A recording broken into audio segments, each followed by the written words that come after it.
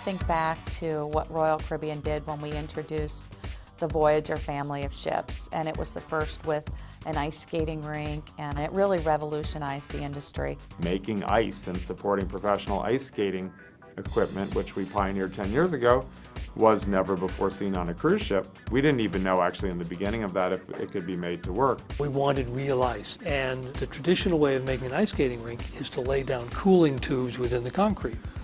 The trouble with that is that concrete is brittle.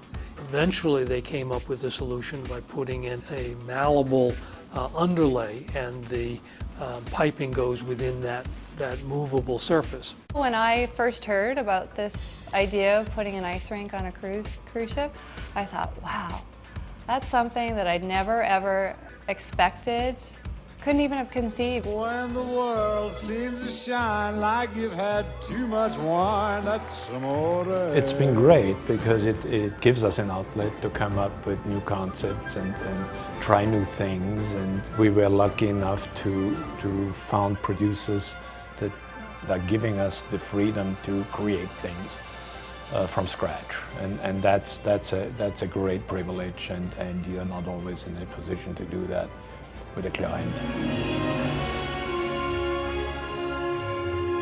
And look, here we are 10 years later with 10 ships that have ice rinks on, and not only is it that the skaters get to perform, but passengers that come on board get to skate on the ice themselves.